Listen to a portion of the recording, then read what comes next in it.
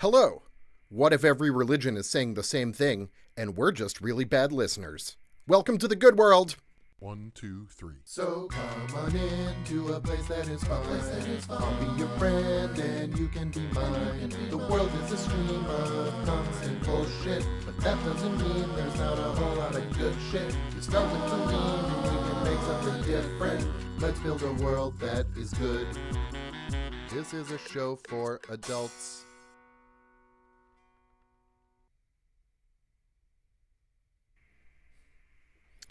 Yeah, that's right.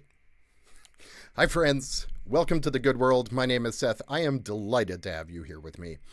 So in a recent episode, I talked about my theology for seminary, and I talked about Schrodinger's God, unknowable, blah, blah, blah. And I ended by talking about the simulation hypothesis, which is the idea that all of us are living in a giant simulation, which is a little silly, but also kind of fun. Something I also mentioned is that as a former data scientist, I have run a lot of simulations because we use them to answer some kind of open question. And if we are really in a simulation, we should think about what kind of question the programmers might be trying to answer. And when I recorded that, I said I would tell you in the next episode what I think that question might be. And, well, this ended up being more work than I expected, sort of a classic ADHD thing there. So instead, some other episodes happen first. So it goes. But now I'm back for the conclusion. Welcome to my theology, part 2. First, let me remind you that even though I'm in seminary to become an interfaith minister, my beliefs are somewhere between atheist and agnostic. Maybe these days a little more agnostic. And a lot of people find this confusing, which I get. Mostly, I just think life is pretty remarkable, and I think we humans are at our best when we're given the space and the resources to appreciate that. And I think the world's wisdom traditions, which is another term for its religions, but it's other stuff too. I think the world's wisdom traditions all have their own version of encouraging us to do that, to appreciate everything. They all have dark sides too, and basically all of them have been used for harm, no question. But in my view, any ideology can be used for harm if you aren't careful. So to me, it's really important to ask how these traditions can be used to heal rather than harm. Because, to borrow the language of religion, all of our experience is kind of a miracle. And I don't mean it's created by an all-powerful deity against the laws of physics. I don't think the laws of physics have been violated by our existence. But to me, a miracle is something that has extremely long odds and exists anyway. Anyone out there who is a sports fan knows what sports miracles feel like. It's like, oh my goodness, this team was never supposed to be this good and then they won the thing. That's not something I've ever really experienced because I've been a Mets fan and then now I'm a Sacramento Kings fan. So I don't know what it's like to have a sports miracle, but other people do. But anyway, so we are a miracle, right? For any one of us, the probability that we would be born into this conscious and self-aware body is extremely small. And the mere fact of our being alive and together and surrounded by wonders is something to celebrate. Our culture talks a lot about innovation, understandably. We don't talk a lot about the innovation of the natural world and the incredible number of ways there are to exist, whether it's the diversity of life on this planet or the diversity of the human experience, right? Life exists in the hottest places on Earth, in the most acidic places on Earth, in the coldest places on Earth, and humans are in a lot of really extreme environments too, and we all still find a way to keep going. And so, whichever of those things you're talking about, everyone and everything is innovating all around us all the time. And if we can stop trying to rank everyone and rank everything and just appreciate all of it, we can just take a moment to say, wow. And on that note, maybe my theology is best summed up by the Sikh phrase, I'm going to butcher this pronunciation, but Waheguru, which basically means wow God. That's at least what a Sikh guru told me. And when I'm being more intellectual about theology, instead of being in a wow God kind of heart space when I'm coming from a headspace, I see theology as more of just a fun thought experiment. And so coming back to the earlier episode, a couple episodes ago, my preferred way to think about theology is the simulation hypothesis. Not because I believe it's real, right? If I had to guess, I'd say it's almost certainly not real.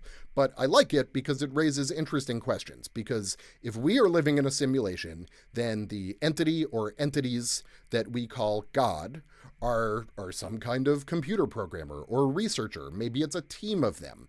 And if they are going to all of the trouble of simulating something as complicated as our reality, they must be using it to answer a big question, I assume. So here is what I think that question is. The purpose of our simulation is something like, seriously, what the actual does it take to get these people to work together? That's it. That's the whole question. How do we get people to overcome our differences and work together? Because the way I see it, the lessons of our history, the lessons of almost all of our religious teachings, the lessons of our scientific research, and the collective crises we all face, all of those things point to the fact that when we work together, good things happen, and when we obsess over rankings and status and dominance, bad things happen. When we deprive people of their basic needs, we get crime, we get disease, war, violence, sometimes we even get a whole revolution. It gets really, really bad. But when we invest in human potential, when we value everyone, we get amazing results. And they don't just benefit the people we invest in, they benefit everybody. Because the people who are living at the margins, suddenly, if they have their needs met, are free to contribute instead of having to struggle to survive. And when we invest in everyone, we get golden ages. When it's everyone for themselves, we get gilded ages. You've heard of the Gilded Age, maybe? Late 19th century? Things looked pretty good on the surface, and rich people were doing extremely well. But there was wild inequality. Everyone was miserable. Even the super rich were miserable because they had accomplished so much, but they still weren't being appreciated. Because it turns out people don't appreciate you when you accumulate far more resources than you could ever possibly need, even if you did it by building a railroad company or, say, a car company. I'm talking about Henry Ford, definitely. I don't know. Does that sound familiar at all like our world today, maybe? Okay, so why do I think God, or maybe it's the gods, are trying to get us to work together?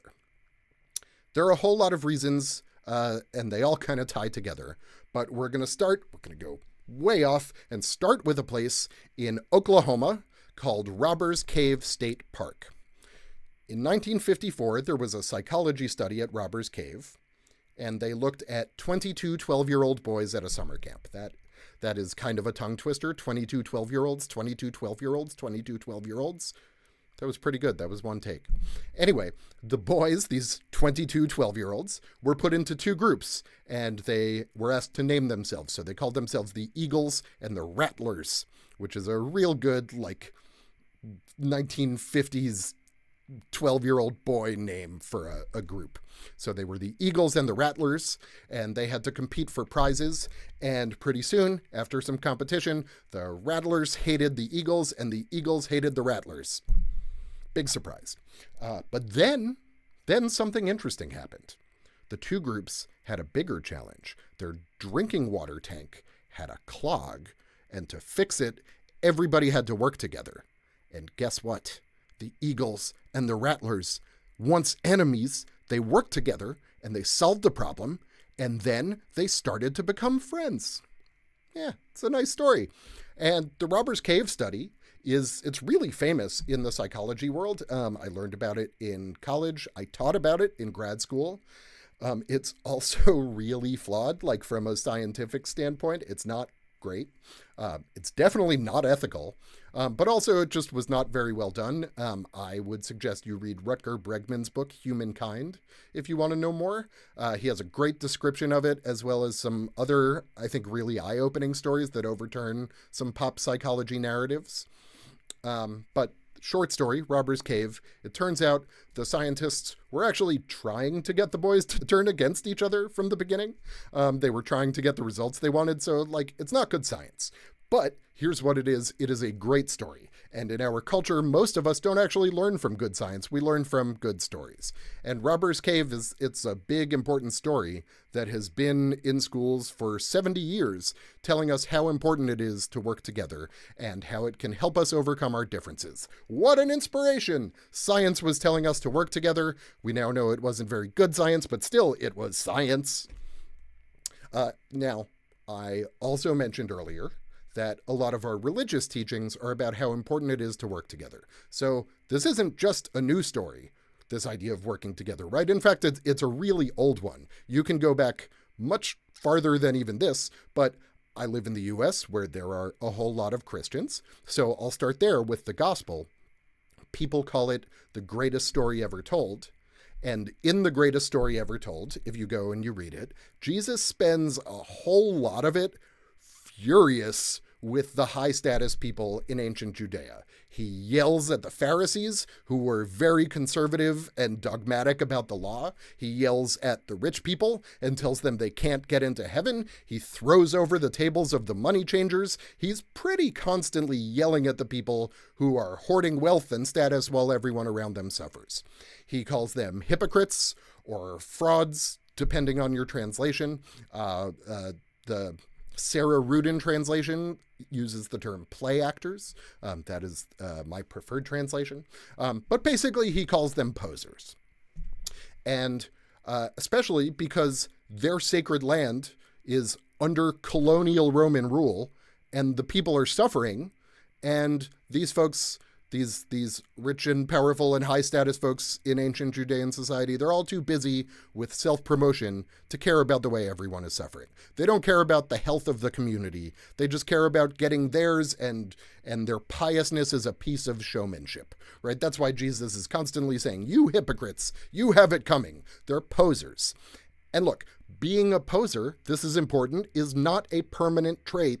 It's just a way of behaving. Most of us have been a poser at some point or another, especially probably when we were teenagers. I tried so hard to be lots of different things, but I tried so hard when I was a teenager. But ideally, you grow out of it. Not everyone does. And Jesus was calling out the posers because his point was, hey, we don't have to live this way. And if you people over there with your money and your power would stop acting like a bunch of children, if you would stop acting like you're so much more special than everyone else, we could all build a much more secure and, frankly, a much more vibrant civilization. Again, echoes of today.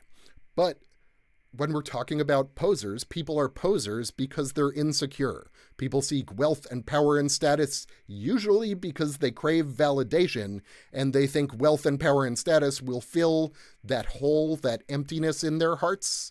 Like a lot of us feel that, and we want something to fill it, and so maybe success will fill it. And usually people like this have been told that wealth and power and status is the key to happiness, and they know they're not happy, so they go out and get wealth and power and status, and guess what? They're still not happy. Again, this might sound familiar. So Jesus says, hey, your desperate need for approval should not be everyone's problem. But because you have all this wealth and power, you've made it everyone's problem. But really, we need to tend to the material and emotional needs of the whole community, not just the people who control it.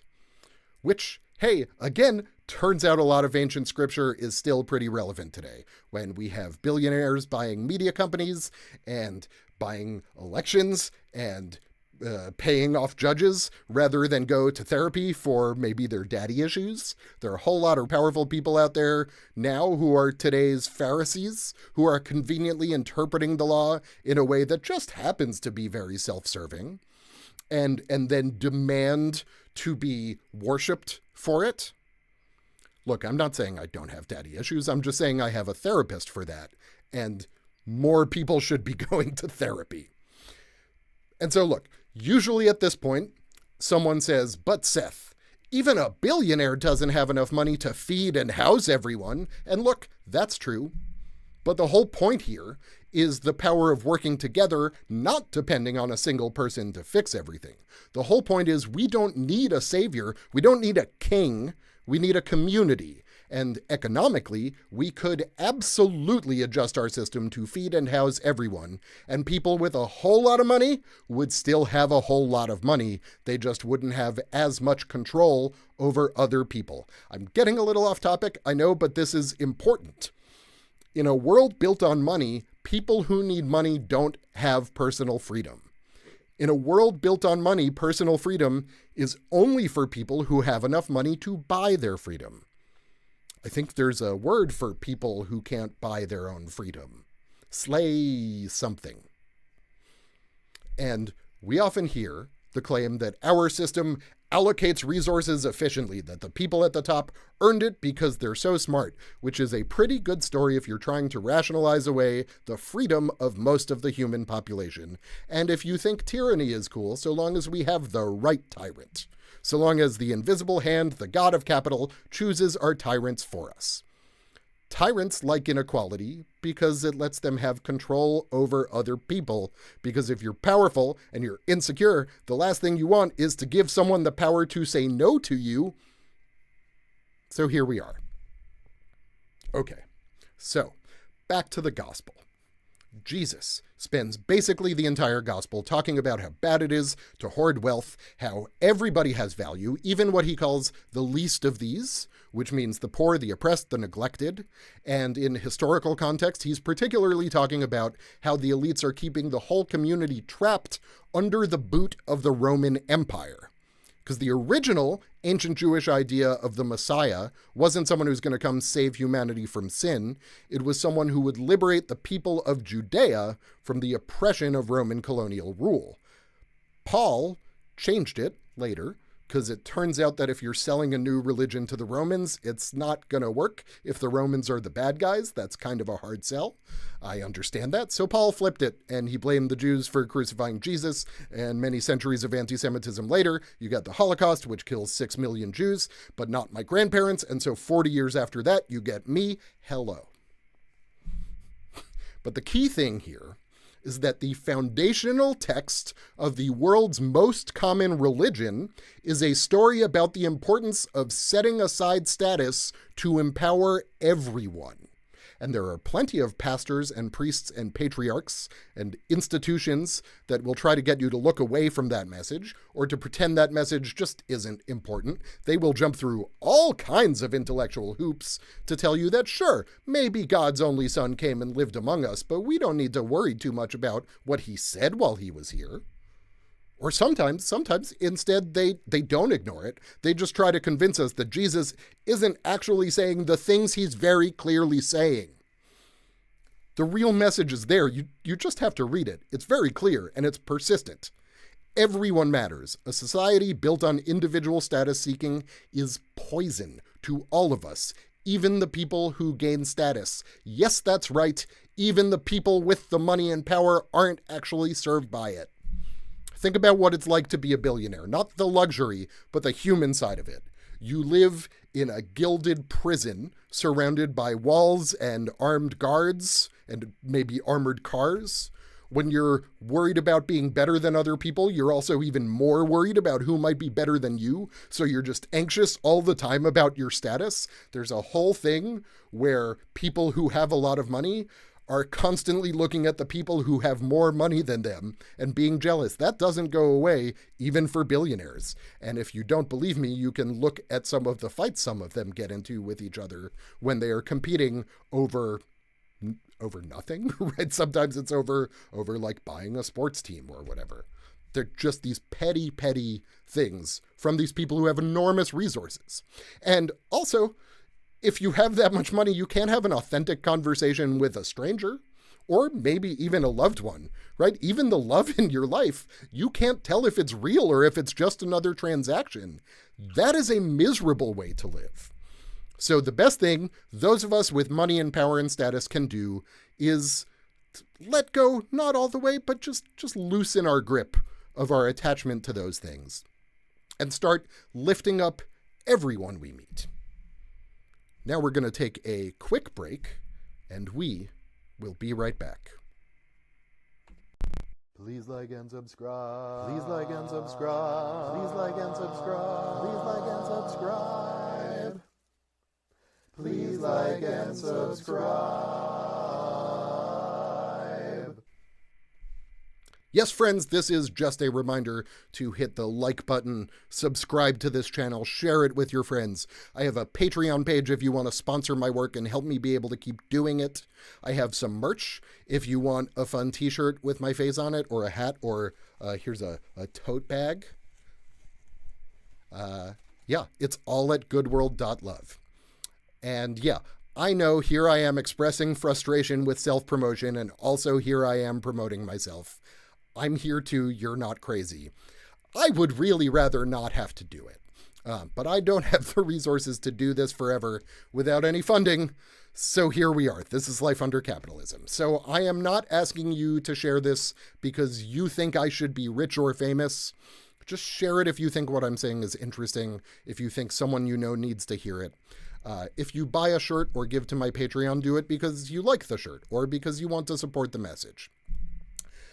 Okay, so I was just talking about all the things Jesus says in the gospel about how everyone matters and that money and status are false idols. But of course, it wasn't just Jesus. Jesus was following in a long tradition of sharing basically the same message. I'm personally partial to the prophet Isaiah, who said things like, "Learn to do good, seek justice, make the oppressed happy, defend the orphan, argue the widow's case. Your nobles are knaves and companions to thieves. All of them lust for bribes and chase illicit payments. They do not defend the orphan, and the widow's case does not touch them." Again, the message is pretty clear. Stop worshiping money and power. Stop devaluing people for being poor. Stop harming people for having been harmed. Stop looking down on people for what they lack. And if you go forward in the Abrahamic religions, which is Judaism, Christianity, and Islam, right? They all descend from Abraham. So if you go forward, this same message shows up in the Qur'an, or as we often say in America, the Qur'an. Be kind to parents, relatives, orphans, the poor, near and distant neighbors, close friends, needy travelers, and your workers. Surely God does not like whoever is arrogant, boastful, those who are stingy, promote stinginess among the people, and withhold God's bounties. More than 1,000 years before Adam Smith came up with the idea of the invisible hand, almost 1,500 years before Gordon Gekko said greed is good, the Quran was warning about how poisonous it is to treat selfishness as a virtue. And to come back to something I said earlier, being a poser isn't a permanent state, right? Just like being arrogant and stingy isn't a permanent state. We're all responding to our environment. I understand that, and we need encouragement to do the right thing. In the book of Luke, Jesus encounters a rich tax collector named, I'm going to say Zacchaeus, I don't know, who changes his ways. This tax collector changes his ways and starts helping the poor. And he returns the money that he extorted from people, because people who were Jews, Judeans, who were tax collectors, were working on behalf of the colonial Roman government. So they would extort people a lot because they had power. And so Zacchaeus, he's not suddenly a good person, but he also wasn't previously a bad person. He was just a person, and he did some bad things, and now he's working to repair the harm he did. That's all any of us can do, is repair. Zacchaeus just needed some encouragement, in this case, from Jesus. And I want to be clear about something else. I'm not talking about the gospel or the Tanakh or the Quran because I think they are the infallible word of God and that we must obey them, though I do understand and respect that there are many people who treat them as divine words. But you can find wisdom in these words even if you're an atheist. In my view, Isaiah and Jesus and Muhammad were all prophets, not necessarily in a supernatural sense, not in a predicting the future sense, but in the sense that they are truth tellers. And for me, I'm talking about all of this because these prophets, these truth tellers, were living in wildly different historical contexts, and they disagree about so much. Even within a single tradition, they often disagree, right? The Bible disagrees with itself all over the place. And so if these incredibly different people and different places throughout history all have someone saying, hey, we noticed something and it's important, and it's the same thing. That something is probably worth listening to and thinking about. Now, maybe you're saying, but Seth, you've just mentioned Judaism, Christianity, and Islam. Those are all Abrahamic religions. Get out of your bubble. Good point. And good news. The same message shows up throughout history and all over the world. The Buddha's message was about the interconnectedness of life and how our obsession with material possessions and status disconnects us from the wonder of everything. Sikhism teaches that wealth is an illusion.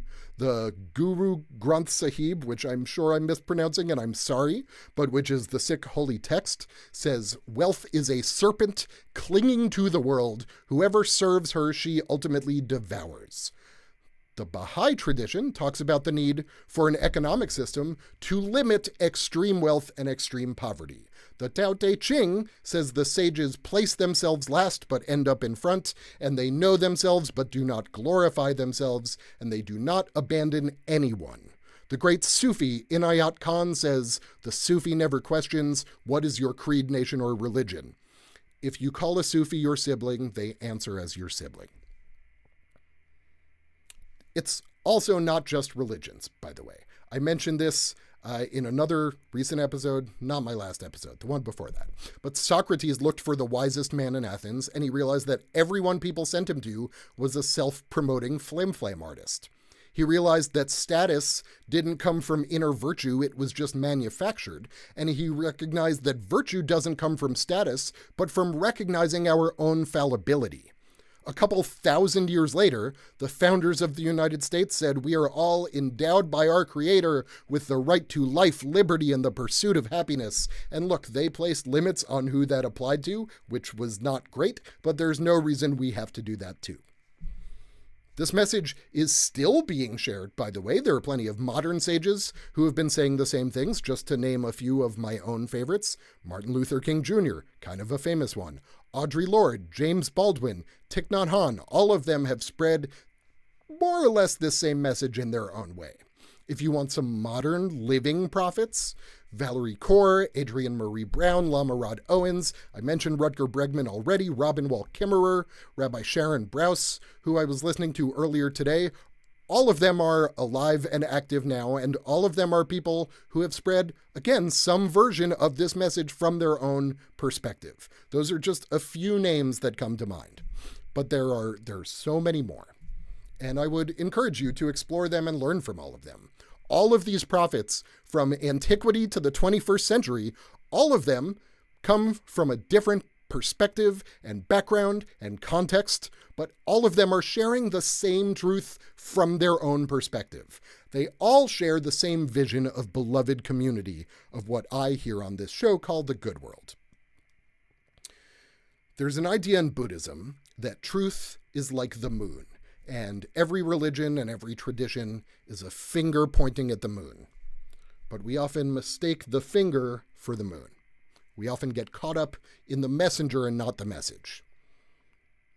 But the messenger is not the moon. And as I see it, all of these prophets from all around the world, through, again, all of recorded human history, are all different fingers pointing at the same moon.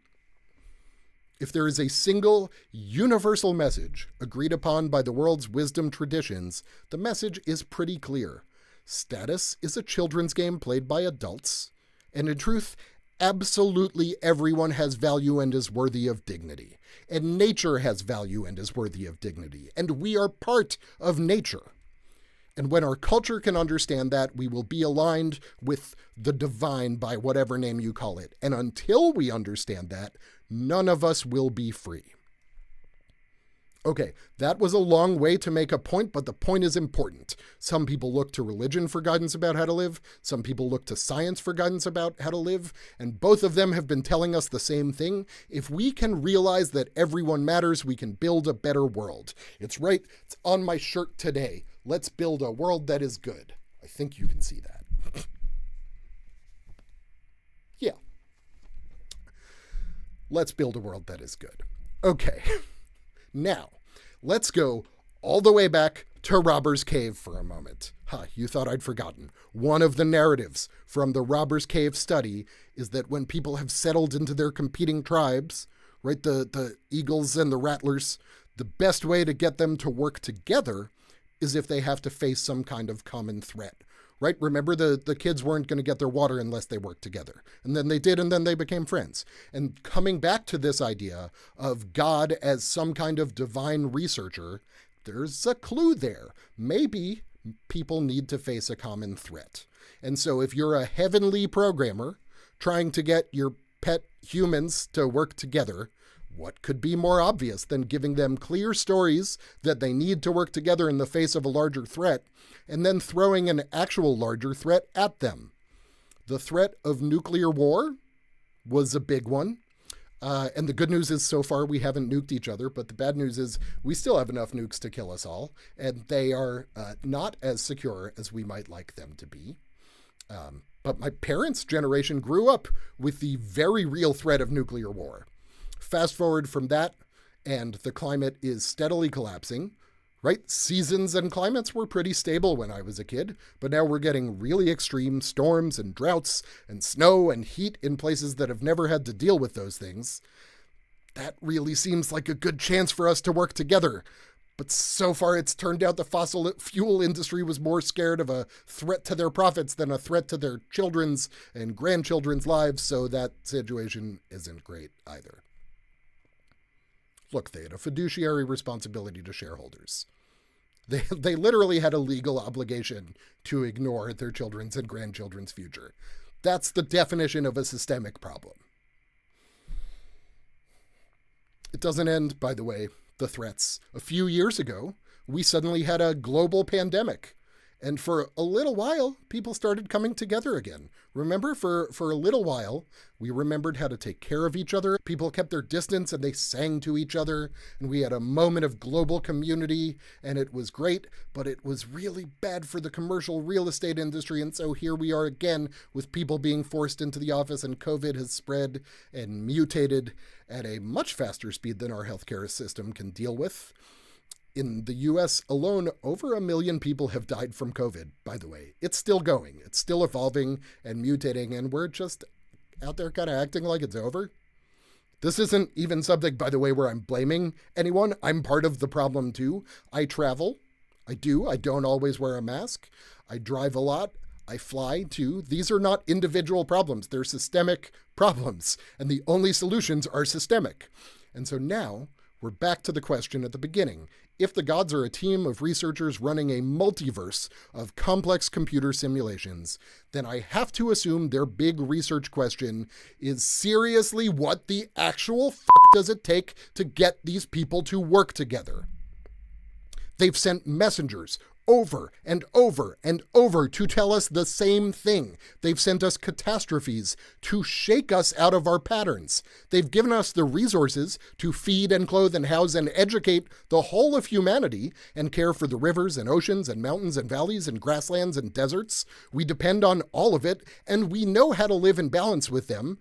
Indigenous traditions around the world have been doing that for tens of thousands of years. We have the message, we have the threat, we have the resources, we have everything we need, and so far it is still not enough to overcome our attachment to power and money and status.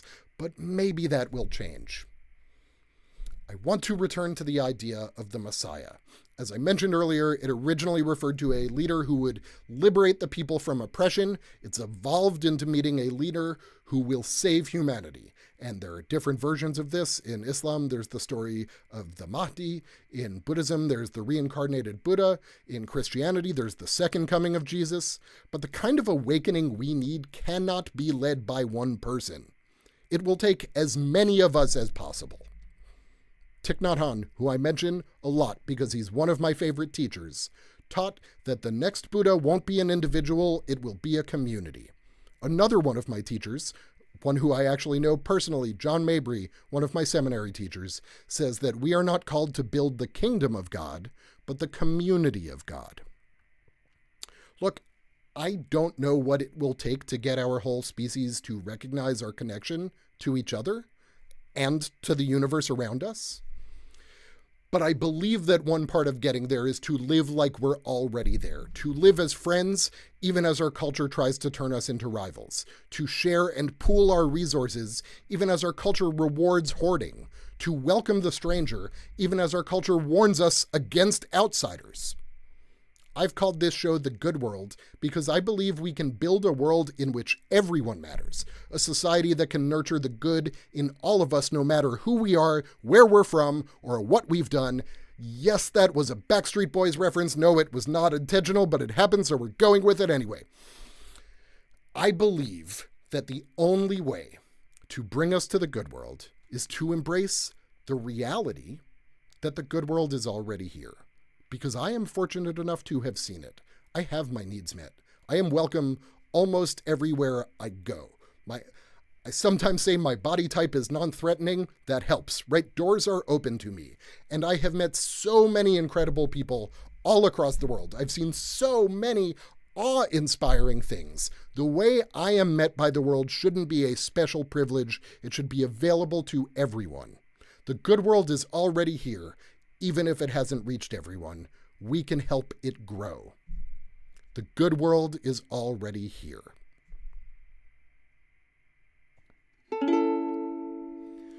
Well, thank you, friend, for your visit today. Now it's time we both go on our way. The world will still be insane tomorrow, but don't let that fill your heart with sorrow. You can thrive in a desert, just ask a saguaro. Please give to my Patreon. Capitalism is fun. Let's build a world that is good. This is a show for adults.